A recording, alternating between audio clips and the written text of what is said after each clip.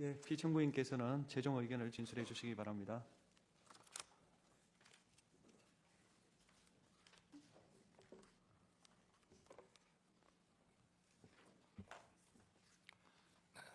존경하는 재판관 여러분, 그리고 사랑하는 국민 여러분, 작년 12월 3일 비상계엄을 선포한 후 84일이 지났습니다. 제 삶에서 가장 힘든 날들이었지만 감사와 성찰의 시간이기도 했습니다. 저 자신을 돌아보면서 그동안 국민들께 과분한 사랑을 받아왔다는 생각이 들었습니다. 감사한 마음이 들면서도 국민께서 일하라고 맡겨주신 시간에 제 일을 하지 못하고 있는 현실이 송구스럽고 가슴 아팠습니다. 한편으로 많은 국민들께서 여전히 믿어주고 계신 모습에 무거운 책임감도 느꼈습니다. 국민 여러분께 죄송하고 감사하다는 말씀 먼저 드리고 싶습니다. 제가 비상계엄을 선포하고 몇 시간 후 해제했을 때 많은 분들께서 이해를 못하셨습니다. 지금도 어리둥절해 하시는 분들이 있을 겁니다. 계엄이라는 단어에서 연상되는 과거의 부정적 기억도 있을 것입니다. 거대 야당과 내란 공작 세력들은 이런 트라우마를 악용하여 국민을 선동하고 있습니다. 그러나 12.3 비상계엄은 과거의 계엄과는 완전히 다른 것입니다. 무력으로 국민을 억압하는 계엄이 아니라 계엄의 형식을 빌린 대국민 호소입니다. 12.3 비상계엄 선포는 이 나라가 지금 망국적 위기 상황에 처해 있음을 선언하는 것이고, 주권자인 국민들께서 상황을 직시하고 이를 극복하는 데 함께 나서달라는 절박한 호소입니다. 무엇보다 저 자신, 윤석열 개인을 위한 선택은 결코 아니었다는 사실을 분명히 말씀드립니다. 저는 이미 권력의 정점인 대통령 자리에 있습니다. 대통령에게 가장 편하고 쉬운 길은 힘든 일을 굳이 벌이지 않고 사회 여러 세력과 잘 타협하고 모든 사람들에게 듣기 좋은 말을 하면서 임기 5년을 안온하게 보내는 것입니다. 일하겠다는 욕심을 버리면 치열하게 싸울 일도 없고 어려운 선택을 할 일도 없어집니다. 저 개인의 삶만 생각한다면 정치적 반대 세력의 거센 공격을 받을 수 있는 이런 비상계엄을 선택할 이유가 전혀 없습니다. 저는 비상계엄을 결심했을 때 제게 많은 어려움이 닥칠 것을 당연히 예감했습니다. 거대 야당은 제가 독재를 하고 집권 연장을 위해 비상계엄을 했다고 주장합니다. 내란죄를 씌우려는 공작 프레임입니다. 정말 그런 생각이었다면 고작 280명의 실무장도 하지 않은 병력만 투입하도록 했겠습니까? 주말이 아닌 평일에 계엄 선포를 하고 계엄을 선포한 후에 병력을 이동시키도록 했겠습니까? 심판정 증거조사에서 드러난 사실에 의하면 그나마 계엄 해제 요구 결의 이전에 국회에 들어간 병력은 106명에 불과하고 본관에 들어간 병력은 15명입니다. 15명이 유리창을 깨고 들어간 이유도 자신들의 근무 위치가 본관인데 입구를 시민들이 막고 있어서 충돌을 피하기 위해 불 꺼진 창문을 찾아 들어간 것입니다. 또한 국회의 해제 요구 결의가 이루어진 이후에 즉시 모든 병력을 철수했습니다. 투입된 군의 병력이 워낙 소수이다 보니 국회 외곽 경비와 질서 유지는 경찰에 요청했습니다. 경찰은 인근 전장년 집회 대응 경력 300명을 국회 외곽에 보냈습니다. 부상당한 군인들은 있었지만 일반 시민들은 단 한 명의 피해도 없었습니다. 처음부터 저는 국방장관에게 이번 비상계엄의 목적이 대국민 호소용임을 분명히 밝혔습니다. 또한 국회의 계엄 해제 요구가 신속히 뒤따를 것이므로 계엄 상태가 오래가지 않을 것이라고 했습니다. 하지만 그런 내용을 사전에 군 지휘관들에게 그대로 알릴 수는 없었습니다. 그래서 최소한의 병력을 실무장하지 않은 상태로 투입함으로써 군의 임무를 경비와 질서 유지로 확실하게 제한한 것입니다. 많은 병력이 무장 상태로 투입되면 아무리 조심하고 자제하라고 해도 군중과 충돌하기 쉽습니다. 그런 일이 발생하지 않도록 원천 차단한 것이고 실제 결과도 예상대로였습니다. 제가 소수의 병력, 비무장, 경험 있는 장병 이 세 가지를 장관에게 명확히 지시한 이유입니다. 그런데도 거대 야당은 이것을 내란이라고 주장하고 있습니다. 병력 투입 시간이 불과 2시간도 안 되는데 2시간짜리 내란이라는 것이 있습니까? 방송으로 전 세계, 전 국민에게 시작한다고 알리고 국회가 그만두라 한다고 바로 병력을 철수하고 그만두는 그런 내란을 보셨습니까? 대통령이 국회를 장악하고 내란을 일으키려 했다는 주장은 어떻게든 대통령을 끌어내리기 위한 선동 공작입니다. 대통령의 법적 권한인 계엄 선포에 따라 계엄 사무를 하고 질서 유지 업무를 담당한 공직자들이 이러한 내란무리 공작에 의해 지금 고초를 겪고 있는 모습을 보고 있으면 가슴이 찢어지는 것 같습니다. 이분들이 대통령의 장기 독재를 위해 일을 했겠습니까? 대한민국의 현실에서 이러한 장기 독재를 상상도 할 수 없다는 사실을 잘 아는 사람들이고 이미 자기 분야에서 최고의 위치에 올라 더 바랄 것도 없는 분들입니다. 이분들은 대통령의 법적 권한 행사에 따라 맡은 바 직무를 수행한 것뿐입니다.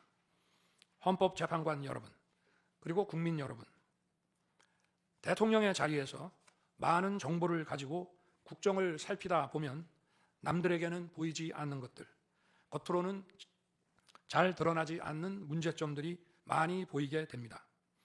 당장은 괜찮아 보여도 얼마 뒤면 큰 위기로 닥칠 일들이 대통령의 시야에는 바로 들어옵니다. 서서히 끓는 솥 안의 개구리처럼 눈앞의 현실을 깨닫지 못한 채 벼랑 끝으로 가고 있는 이 나라의 현실이 보였습니다. 언제 위기가 아닌 때가 있었냐고 하는 분도 있을 겁니다. 그렇지만 그동안의 위기가 돌발 현안 수준이었다면 지금은 국가 존립의 위기, 총체적 시스템의 위기라는 점에서 차원이 완전히 다릅니다. 미국 트럼프 대통령은 취임 첫날 국가 비상사태를 선포하고 군을 투입했습니다. 미국이 국가 비상사태인가에 대한 판단은 다를 수 있습니다. 하지만 불법 체류자와 마약 카르텔 등 당면한 위기에 맞서 국민들을 지키기 위한 대통령의 결단임은 분명해 보입니다. 그렇다면 지금 우리나라의 현실은 어떻습니까? 국가 비상사태가 아니라고 단언할 수 있습니까? 북한을 비롯한 외부 주권 침탈 세력들과 우리 사회 내부의 반국가 세력이 연계하여 국가 안보와 계속성을 심각하게 위협하고 있습니다. 이들은 가짜뉴스, 여론 조작, 선전 선동으로 우리 사회를 갈등과 혼란으로 몰아넣고 있습니다. 당장 2023년 적발된 민주노총 간첩단 사건만 봐도 반국가 세력의 실체를 쉽게 확인할 수 있습니다. 이들은 북한 공작원과 접선하여 직접 지령을 받고 군사시설 정보 등을 북한에 넘겼습니다. 북의 지령에 따라 총파업하고 미국 대통령 방한 반대, 한미연합훈련 반대, 이태원 참사 반정부 시위 활동 등을 펼쳤습니다. 심지어 북한의 지시에 따라 총선과 대선에 개입한 정황도 드러났습니다. 지난 대선 직후에는 대통령 탄핵의 불씨를 지피라면서 구체적인 행동 지령까지 내려왔습니다. 실제로 대통령 당선인이 취임하기도 전인 2022년 3월 26일 윤석열 선제 탄핵 집회가 열렸고 그때부터 2024년 12월 초까지 무려 178회의 대통령 퇴진 탄핵 집회가 열렸습니다. 이 집회에는 민노총 산하 건설노조, 언론노조 등이 참여했고 거대 야당 의원들도 발언대에 올랐습니다. 결국 북한의 지령대로 된 것 아닙니까? 요즘 세상에 간첩이 어디 있냐고 말하는 분들도 있습니다. 하지만 간첩은 없어진 것이 아니라 대한민국의 자유민주주의를 무너뜨리는 체제 전복 활동으로 더욱 진화한 것입니다. 그런데 이러한 간첩 활동을 막는 우리 사회의 방어막은 오히려 약해지고 곳곳에 구멍이 난 상태입니다. 지난 민주당 정권의 입법 강행으로 2024년 1월부터 국정원의 대공수사권이 박탈됐습니다. 간첩단 사건은 노하우가 축적된 기관에서 장기간 치밀하게 수사를 해야 합니다. 그런데 제대로 준비할 시간도 없이 전문성과 경험이 부족한 경찰에 대공수사권이 넘어가 버렸습니다. 간첩이 활개치는 환경이 만들어진 것입니다. 게다가 애써 잡아도 재판이 장기간 방치되는 상황까지 발생하고 있습니다. 현재 재판이 진행 중인 간첩 사건이 민노총 간첩단, 창원 간첩단, 청주 간첩단, 제주 간첩단 등 4건이나 됩니다. 그런데 청주 간첩단 사건은 1심 판결까지 29개월이 넘게 걸렸고 민노총 간첩단 사건도 1심 판결에 1년 6개월이 걸렸습니다. 이들은 구속기간 만료 후 석방되어 1심 판결로 법정 구속이 될 때까지 버젓이 활보하고 다녔습니다. 현재 창원 간첩단 사건은 2년 가까이 재판이 중단되어 있고 제주 간첩단 사건도 1년 10개월째 재판이 파행 중입니다. 모두 석방된 상태입니다. 간첩을 잡지도 못하고 잡아도 제대로 처벌도 못하는데 이런 상황이 과연 정상입니까? 그런데도 거대 야당은 민노총을 옹호하기 바쁘고 국정원 대공수사권 박탈에 이어 국가보안법 폐지까지 주장하고 있습니다. 경찰의 대공수사에 쓰이는 특활비마저 전액 삭감해서 영원으로 만들었습니다. 한마디로 간첩을 잡지 말라는 것입니다. 작년에는 중국인들이 드론을 띄워 우리 군사기지, 국정원, 국제공항과 국내 미군 군사시설을 촬영하다 연이어 적발되었습니다. 이들을 간첩죄로 처벌하기 위해서는 법률을 개정해야 하는데 거대 야당이 완강히 거부하고 있습니다.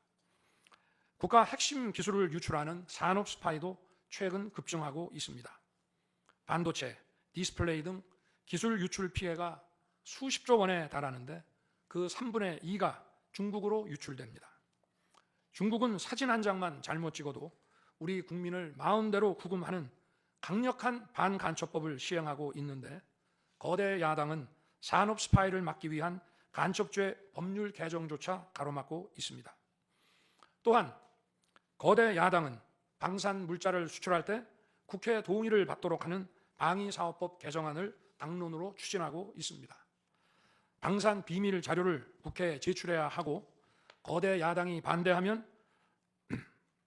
방산 물자도 수출할 수 없게 됩니다. 국회에 제출된 방산 비밀 자료들이 제대로 보안 유지가 되며 적대 세력에 넘어가지 않는다고 누가 보장할 수 있겠습니까? 방산 기밀 자료가 이렇게 유출되면 상대국에서 우리 방산 물자를 수입하겠습니까? 북한, 중국, 러시아가 원치 않는 자유세계에 방산 수출을 하지 말라는 말과 같습니다. 방산 수출은 단순히 돈을 버는 것만이 아닙니다. 수출 상대국과 전략적 연대를 강화하고 더 나아가 자유세계 많은 국가들과 국방 협력을 이뤄서 우리의 안보를 튼튼하게 하는 것입니다. 이러한 방산 수출을 권장하기는커녕 이렇게 방해하는 것이 결국 누구에게 도움되는 것입니까? 거대 야당은 우리 국방력을 약화시키고 군을 무력화하는 데도 앞장서고 있습니다. 여러분이 다 아시는 바와 같이 북한은 우크라이나에 많은 병력을 파병하여 러시아와 군사 밀착을 시도하고 있습니다. 우리에게 매우 심각한 안보 위협입니다. 그런데도 이를 살피기 위해 참관단을 보내려 하자 거대 야당은 당시 신원식 국방장관 탄핵까지 겁박하며 결사적으로 이를 막았습니다. 심지어 거대 야당은 우크라이나 참관단 파견, 대북 확성기와 오물풍선 대응 검토 등 군의 정당한 안보 활동까지 외환죄라고 우기고 있습니다. 국가와 국민의 안전을 지키려는 대통령을 전쟁광이라고 비난하고 북핵 위협에 대응하는 한미일 합동훈련을 극단적 친일 행위라고 매도했습니다. 1차 대통령 탄핵 소추안에는 북중러를 적대시하는 것이 탄핵 사유라고 명기했습니다. 190석에 달하는 무소불위의 거대 야당이 우리나라와 우리 국민 편이 아니라 북중러의 편에 서 있는 것입니다. 이러한 상황이 국가 위기 상황이 아니면 뭐란 말입니까? 이뿐이 아닙니다. 거대 야당은 핵심 국방 예산을 삭감하여 우리 군을 무력화하려 하고 있습니다.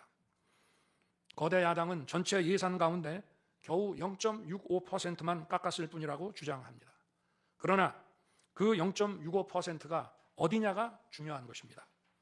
마치 사람의 두 눈을 빼놓고 몸 전체에서 겨우 눈알 2개 뺐다고 말하는 것과 같은 얘기입니다. 거대 야당이 삭감한 국방 예산은 우리 군의 눈알과 같은 예산입니다. 북한 핵과 미사일 기지를 선제 타격하는 키일체인의 핵심인 정찰 자산 예산을 대폭 삭감했습니다. 핵심 전력인 지휘 정찰 사업 예산을 2024년 대비 4,852억 원 감액했고, 전술 데이터 링크 시스템 성능 개량 사업은 무려 78%를 삭감했습니다. 우리 국민을 향해 날아오는 미사일을 요격하는 KAMD, 즉 한국형 미사일 방어 체계 구축도 예산 삭감으로 개발이 중단될 위기입니다. 장거리 함대공 유도탄 사업을 위해 예산 119억 5,900만 원을 책정했지만 96%를 삭감하고 5억 원만 남겼습니다. 정밀 유도포탄 연구 개발 사업은 84%를 삭감했습니다. 아무리 주먹이 세도 앞이 보이지 않으면 싸울 수 없듯이 감시 정찰 자산이 없으면 아무리 좋은 무기도 무용지물입니다. 게다가 최근 북한의 드론 공격이 큰 위협으로 대두되고 있습니다. 드론 방어 예산 100억 원 가운데 무려 99억 5,400만 원을 깎아서 사업을 아예 중단시켜버렸습니다.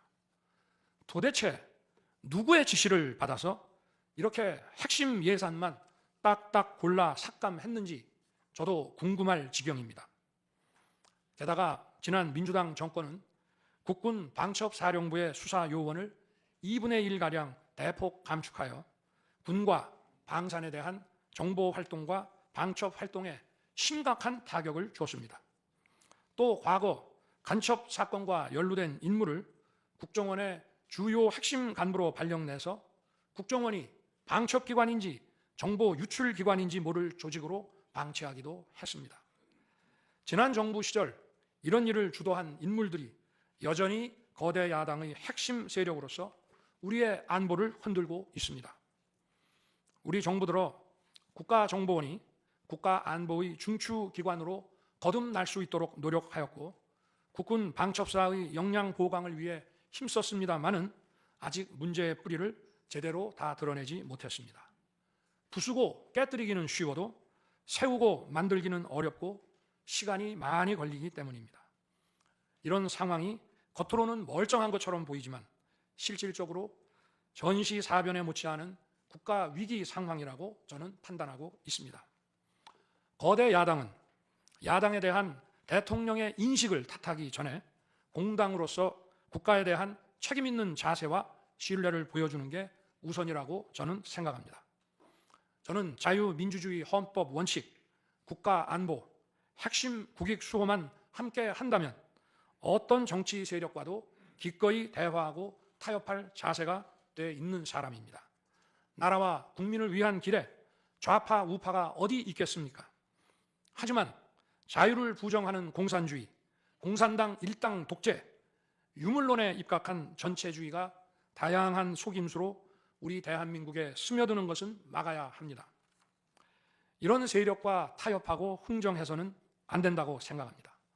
우리가 가치를 공유하지 않는 나라와도 교육도 할 수 있고 국제 협력, 상호 이익을 추구할 수도 있습니다. 하지만 우리 정치 체제에 영향을 미치고 스며드는 것은 막아야 합니다. 그것이 국방 안보만큼 중요한 정치 안보입니다. 바로 우리의 자유민주주의를 지키는 길입니다. 자유민주주의 국가의 공당이라면 이런 세력을 옹호하고 이런 세력과 손잡는 일은 절대 해서는 안 되는 것입니다. 재판관 여러분, 그리고 국민 여러분, 거대 야당은 제가 취임하기도 전부터 대통령 선제 탄핵을 주장했고 줄탄핵, 입법 폭주, 예산 폭거로 정부의 기능을 마비시켜 왔습니다. 거대 야당은 이러한 폭주까지도 국회의 정당한 권한 행사라고 강변합니다. 그러나 국회의 헌법적 권한은 국민을 위해 쓰라고 부여된 것입니다. 자신들의 정치적 목적을 위해 정부 기능을 마비시키는데 그 권한을 악용한다면 이는 헌정 질서를 붕괴시키는 국헌문란의 다름 아닙니다. 또한 거대 야당은 제가 비상계엄으로 국회의 권능을 마비시키려 했다며 내란몰이를 계속하고 있습니다. 하지만 거대 야당은 제가 대통령에 취임한 이후, 아니 취임하기도 전부터 지금까지 지속적으로 끈질기게 정부의 권능을 마비시켜 왔습니다. 마치 정부를 마비시키는 것이 유일한 목표인 것처럼 국회의 권한을 마구마구 휘둘러 왔습니다. 국회의원과 직원들의 출입도 막지 않았고 국회 의결도 전혀 방해받지 않은 2시간 반짜리 비상계엄과 정부 출범 이후 2년 반 동안 줄 탄핵, 입법 예산 폭거로 정부를 마비시켜온 거대 야당 가운데 어느 쪽이 상대의 권능을 마비시키고 침해한 것입니까? 거대 야당은 국무위원들은 물론이고 방통위원장, 검사, 감사원장에 이르기까지 탄핵하고 또 탄핵했습니다. 탄핵 사유가 되는지 여부는 전혀 중요하지 않았습니다. 심지어 거대 야당 대표를 노려봤다고 장관을 탄핵하기도 했습니다. 일단 탄핵해서 직무를 정지시켜 놓고 정작 헌재 탄핵 심판에서는 탄핵 사유를 마음대로 변경하는 황당한 일도 반복해 왔습니다. 얼마 전 중앙지검장 등 검사들에 대한 탄핵 심판을 재판관 여러분께서 직접 진행하시지 않았습니까? 기자회견장에서 거짓말을 했다는데 실제로는 그 기자회견장에 나오지도 않았고 국정감사에서 허위 증언을 했다는데 정작 국정감사에 출석하지도 않았습니다. 기본적인 탄핵 사유조차 틀렸는데도 일단 직무부터 정지시키고 보는 것입니다. 이것이 과연 정상적인 일입니까?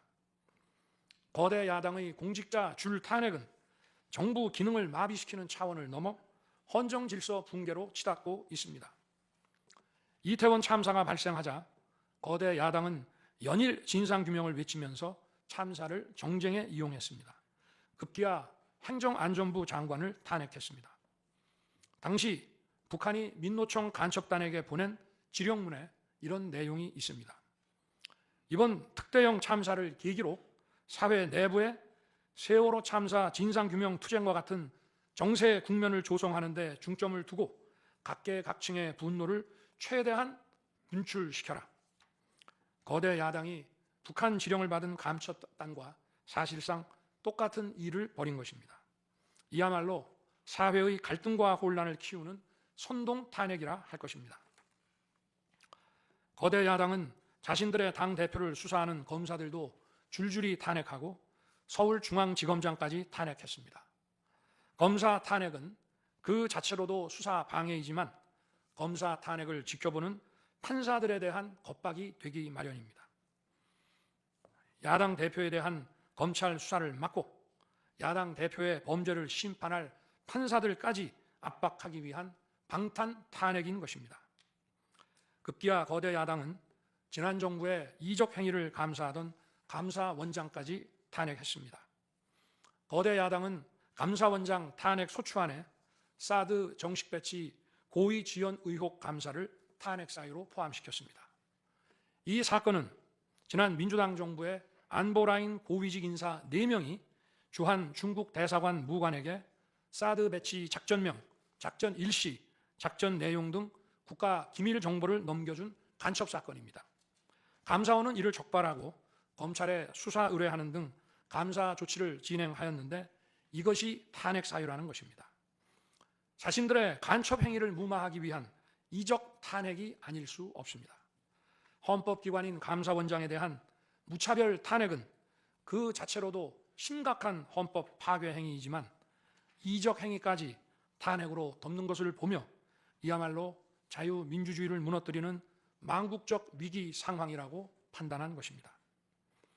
또 한편 정부 각 부처들은 국민의 세금으로 엄청난 규모의 예산을 사용 집행하고 있습니다. 수많은 산하 기관도 거느리고 있습니다.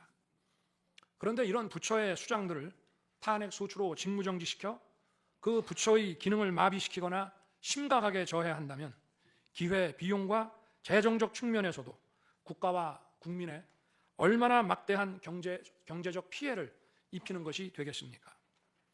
거대 야당은 공직자를 무차별 탄핵 소추하고 소추인단 변호사 비용도 국민 세금으로 사용하고 있습니다. 그렇지만 억울하게 탄핵 소추된 공직자들은 직무가 정지된 상황에서 자기 개인 자금으로 변호사 비용까지 조달해야 합니다. 정부 공직자들은 거대 야당의 이러한 폭거에 한없이 위축될 수밖에 없습니다. 이처럼 거대 야당은 선동 탄핵, 방탄 탄핵, 이적 탄핵으로 대한민국을 무너뜨리고 있습니다.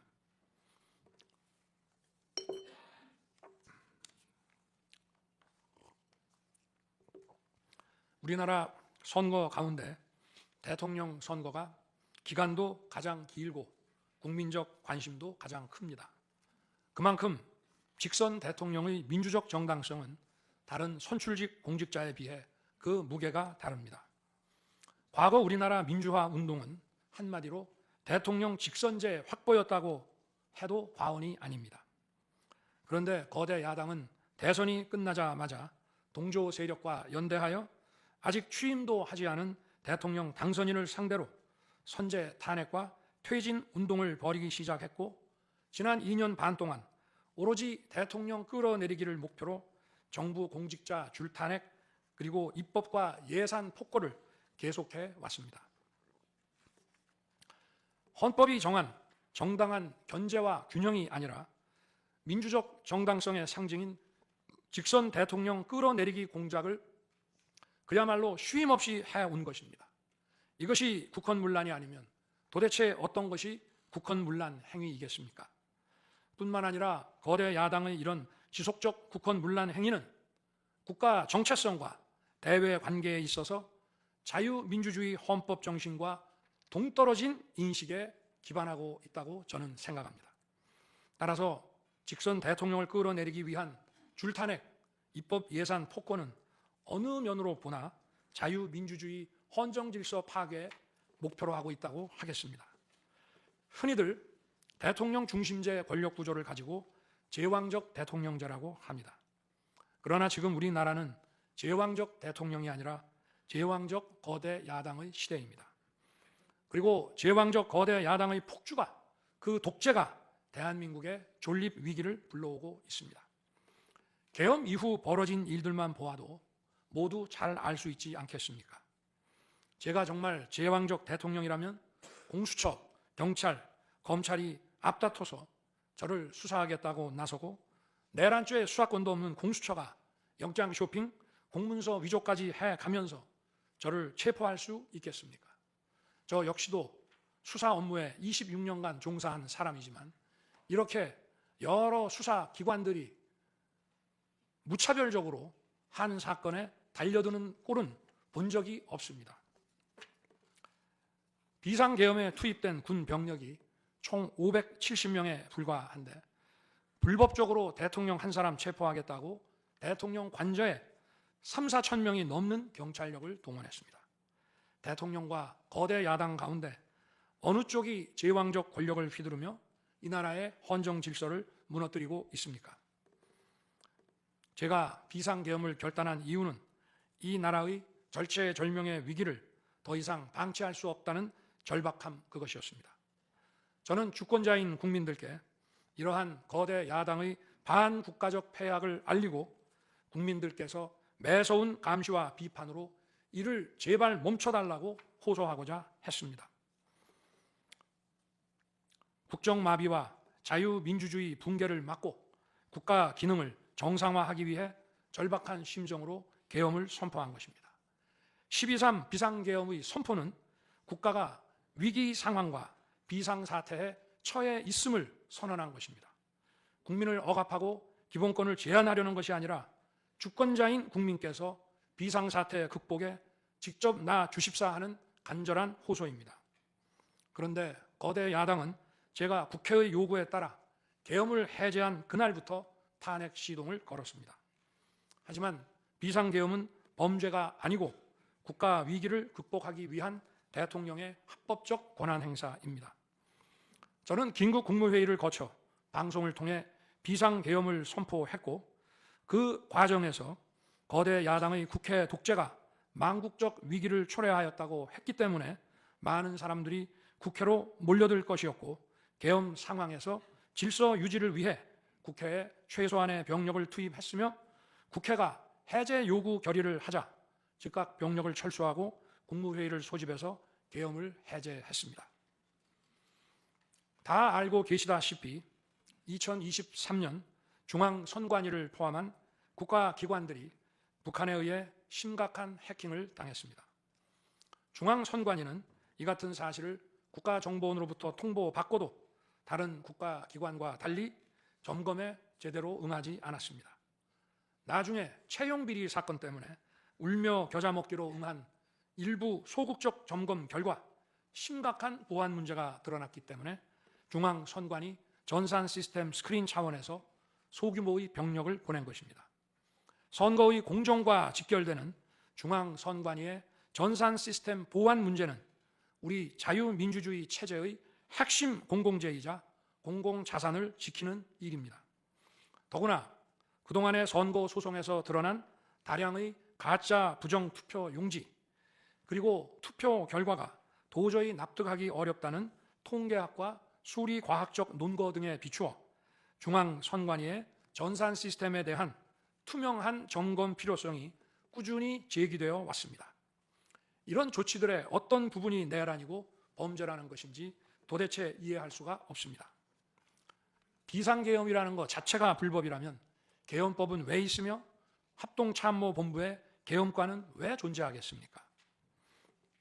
재판관 여러분, 그리고 국민 여러분, 저는 2021년 6월 29일 처음으로 정치 참여를 선언했습니다.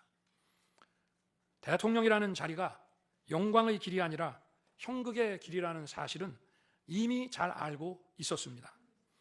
또 대통령직을 아주 가까이에서 지켜보신 어떤 분은 우리나라 대통령직은 저주의 길이라면서 만류하시기도 했습니다. 그러나 자유민주주의라는 헌정 질서가 무너지고 있는 상황에서 나라를 지키고 싶어 정치를 시작했습니다.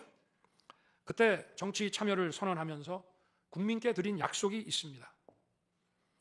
우리의 미래를 짊어질 청년들, 국가를 위해 희생하신 분들, 산업화에 일생을 바친 분들, 나라의 민주화에 헌신하고도 묵묵히 생업에 종사하며 살아가시는 분들, 성실하게 세금을 내시는 분들, 이런 분들이 분노하지 않는 나라를 만들겠다는 약속이었습니다.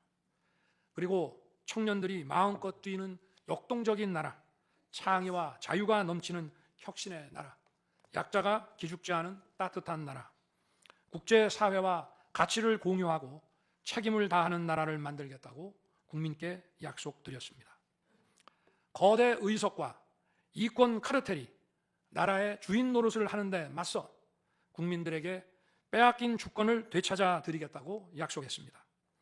그날 이후 지금까지 단 한순간도 이 약속을 잊은 적이 없습니다. 국민의 선택을 받아 대통령이 된 후 이 약속을 지키기 위해 쉼없이 노력하고 또 노력했습니다. 무엇 하나 쉬운 일이 없었습니다. 글로벌 복합 위기로 인한 대외 환경의 어려움이 계속됐습니다. 지난 민주당 정부의 잘못된 소주성 정책과 부동산 정책은 우리 경제와 민생의 문제를 풀어가는데 계속 발목을 잡았습니다. 하지만 어떤 문제라도 노력하면 풀어낼 수 있다고 믿었고, 실제로 우리 기업, 우리 국민과 함께 뛰면서 하나하나 문제를 해결할 수 있었습니다. 기쁘고 보람 있는 일도 많았고 부족하고 아쉬운 일도 있었습니다. 무엇보다 국가 안보와 국민 안전을 지키는 제복 입은 공직자에 대한 처우 개선 추진이 보람된 일이었습니다. 지난 민주당 정권은 반일 선동에만 열을 올렸지만 우리 정부에서는 1인당 GDP가 일본을 앞질렀고 우리 인구의 2배 반이 넘는 경제 강국 일본과 수출액 차이가 작년에는 불과 수십억 불 규모로 좁혀졌습니다. 20년 전에 비해 100분의 1, 지난 민주당 정부에 비해 수십분의 1로 줄어든 것입니다. 또 작년에 30번이나 열었던 전국 순회 민생 토론회 기억이 많이 납니다. 국민의 어려움을 직접 듣고 많은 일을 현장에서 해결해 드리면서 국민과 같이 웃기도 했고 같이 울기도 했습니다. 수도권, 영남, 호남, 충청, 강원, 제주까지 전국 모든 지역을 다니면서 지역 발전 방안을 함께 고민했습니다.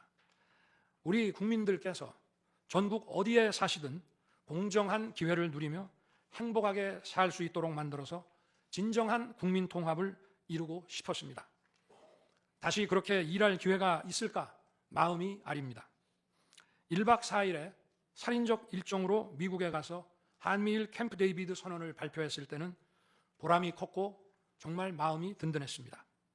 방산 수출에 물꼬를 트고 팀 코리아가 체코 원전 건설 사업의 우선 협상 대상자로 선정됐을 때에는 어린아이같이 기뻤습니다. 아쉬웠던 순간도 떠오릅니다. 기업과 국민들에게 꼭 필요한 법안들은 하염없이 뒤로 밀어놓고 거부권을 행사할 수밖에 없는 위헌적 법안, 핵심 국익에 반하는 법안들이 야당 단독으로 국회에서 일사천리 통과될 때에는 답답했습니다.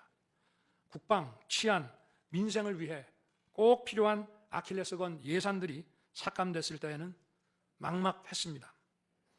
지금 저는 잠시 멈춰서 있지만 많은 국민들, 특히 우리 청년들이 지금 대한민국이 처한 상황을 직시하고 스스로 주권을 되찾고 나라를 지키기 위해 나서고 있습니다.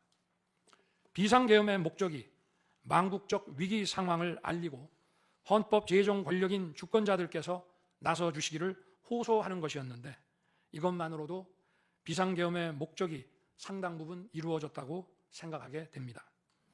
저의 진심을 이해해 주시는 우리 국민과 청년들에게 진심으로 감사 말씀을 드리고 싶습니다.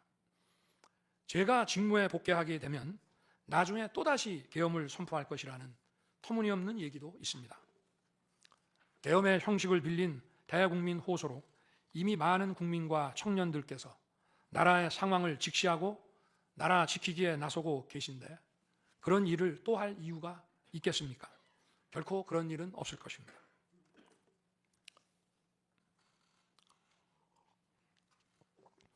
헌법재판관 여러분, 그동안 심판정에서 다루어진 쟁점들 가운데 두 가지에 대해서만 간략히 말씀드리겠습니다.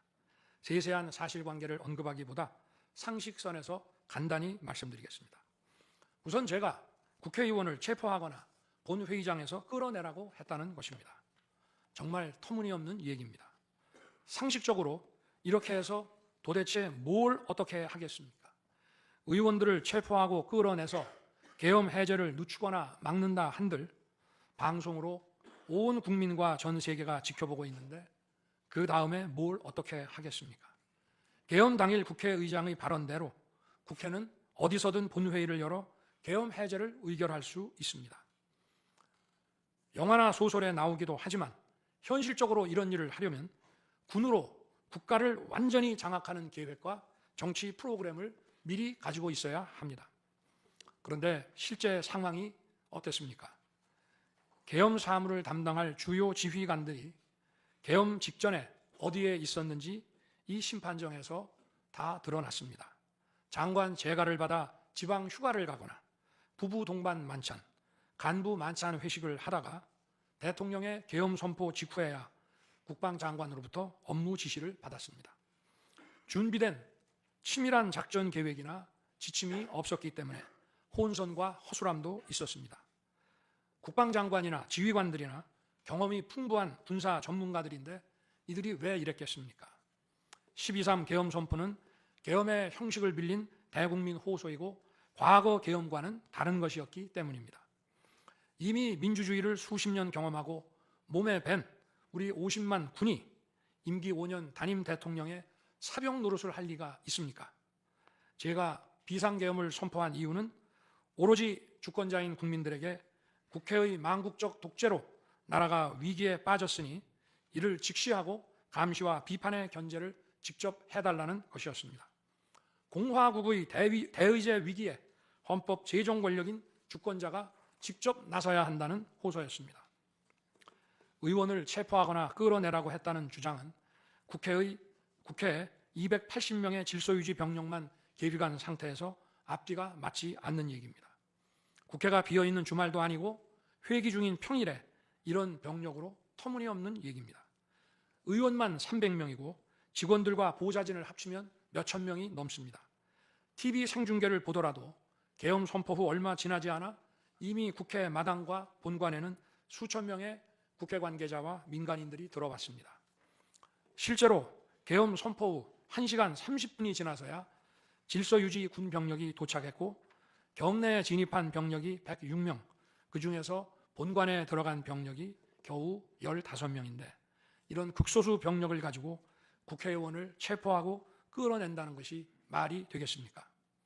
게다가 의결 정족수가 차지 않았으니 본회의장에 들어가서 의원들을 끌어내라고 했다는데 의결 정족수가 차지 않았으면 더 못 들어가게 막아야지 끌어낸다는 것도 상식에 맞지 않는 얘기입니다.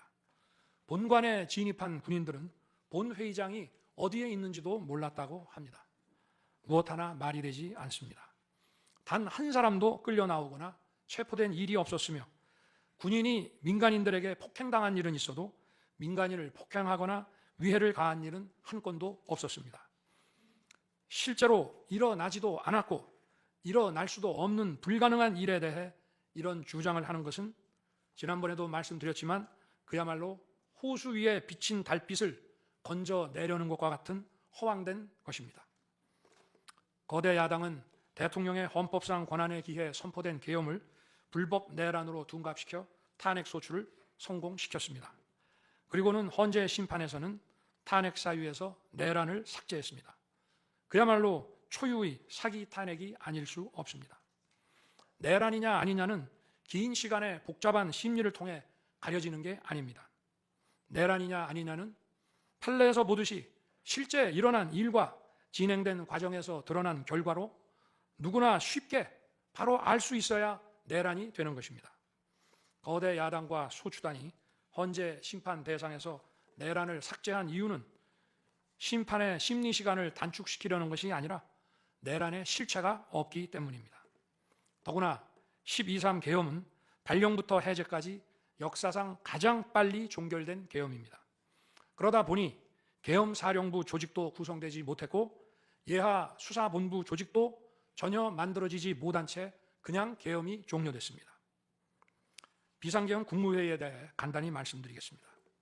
계엄 당일 국무회의는 국무회의로 보기 어렵다는 주장이 있습니다. 그런데 국무회의를 할 것이 아니었다면 도대체 12월 3일 밤에 국무위원들이 대통령실에 온 이유를 오히려 제가 묻고 싶습니다. 국무회의가 아니라 간담회 정도였다는 주장도 있습니다만 그날이 간담회를 할 상황은 아닙니다.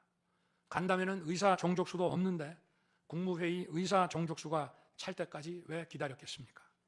당일 저녁 8시 반부터 국무위원들이 차례로 오기 시작했고 저는 비상계엄에 대해 설명하고 국방장관은 계엄의 개요가 기재된 비상계엄 선포문을 나눠줬습니다. 국무위원들은 경제적, 외교적으로 어려움이 있다고 우려했고 저는 대통령으로서 각 부처를 관장하는 국무위원들의 생각과 다른 생각을 가지고 있으며 국가가 비상 상황이고 비상한 조치가 필요함을 설명했습니다.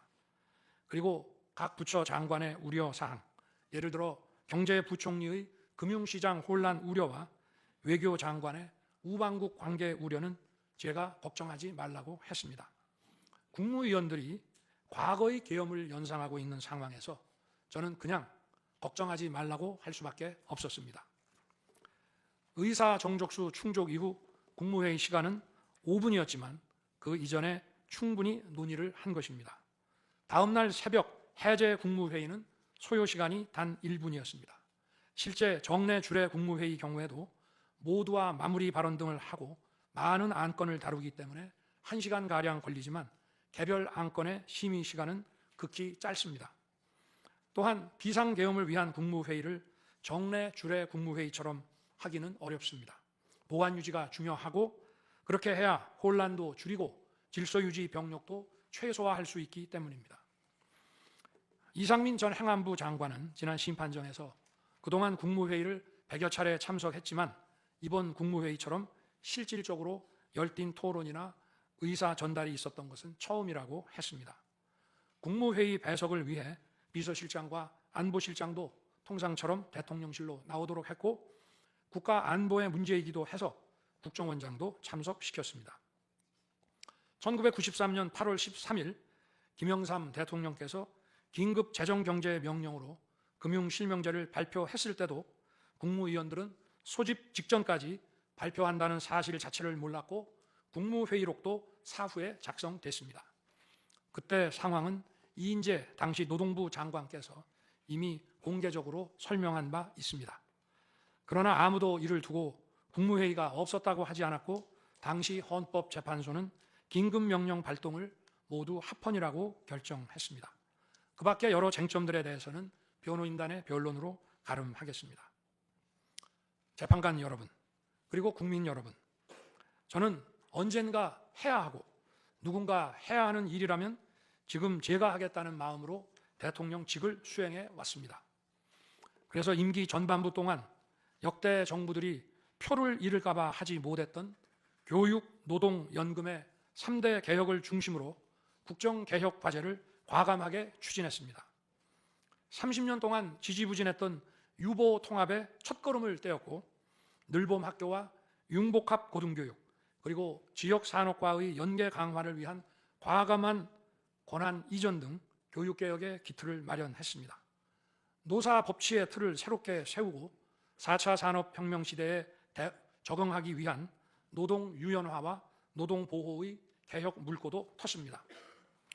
국가적 난제였던 연금 개혁도 역대 정부 최초로 방대한 수리 분석과 신층 여론조사를 진행하였고 수용성이 높은 방안을 만들어 국회에 제출했습니다. 대통령 임기 초반에는 국민과 유권자에게 선거 때 약속한 공약과 국정과제의 실천, 또 민생에 영향이 큰 사회개혁의 추진이 우선이기 때문에 이러한 스케줄에 맞춰 일해 온 것입니다. 어느 정권이나 임기 초기에는 선거 공약과 국정과제 이행이 우선이므로 정치개혁에는 신경 쓸 여력이 없습니다.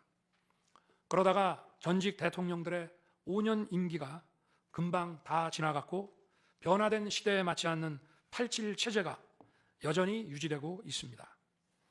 정치가 국민을 불편하게 만들고 나라의 발전을 가로막고 있습니다. 또 국가의 미래를 결정하는 일에 미래의 주역인 청년들이 참여할 수 있도록 정치와 행정의 문턱이 더 낮춰져야 합니다.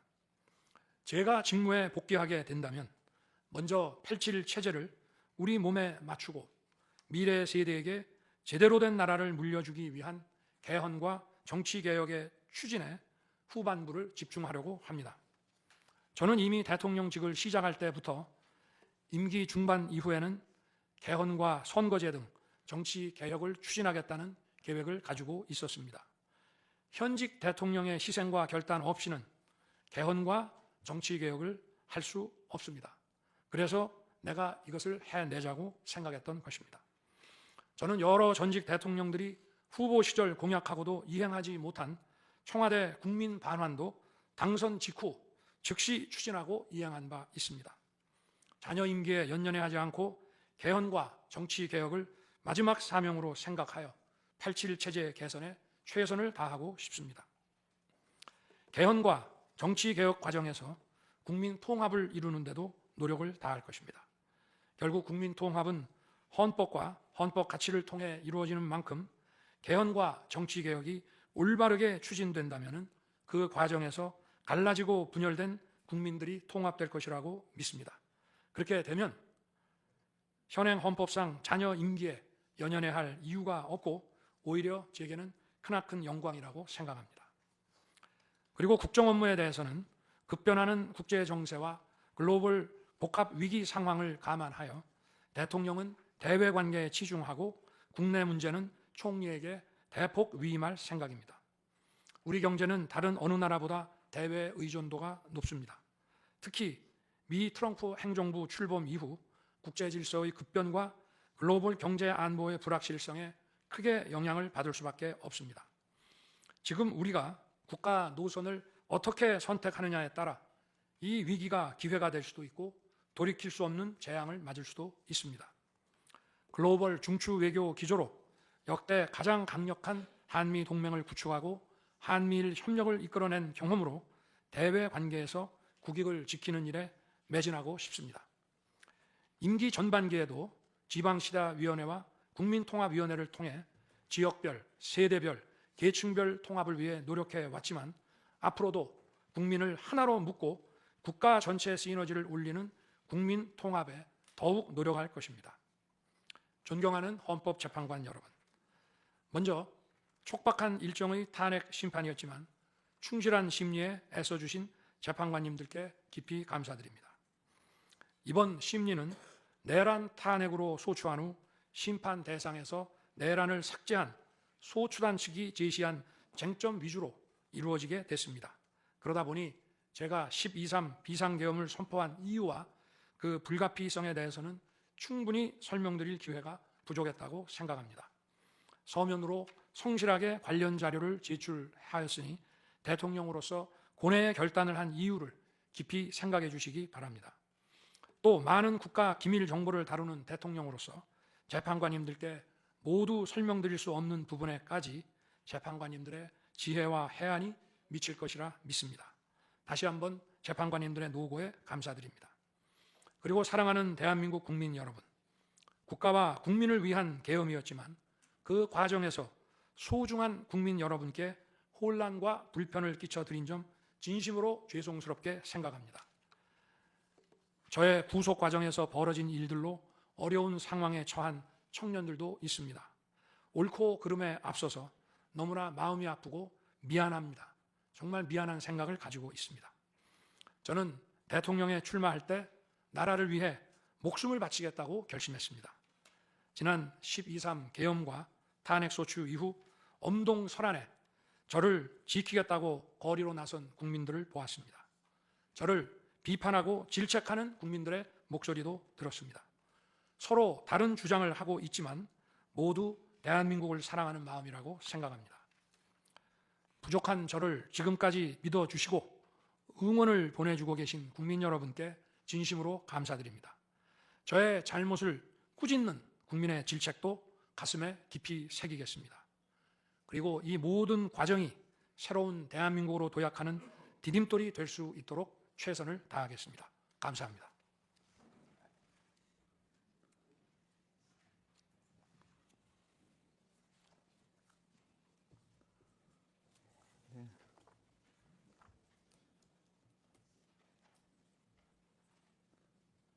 예, 이것으로 변론을 종결하겠습니다. 변론 절차가 원만히 종결되도록 협력해 주신 청구인 소추위원과 피청구인 본인께 감사드립니다. 아울러 양측 대리인, 언론인들께도 감사드립니다. 선고기일은 재판부 평의를 거쳐 추후 고지해 드리겠습니다. 이상입니다.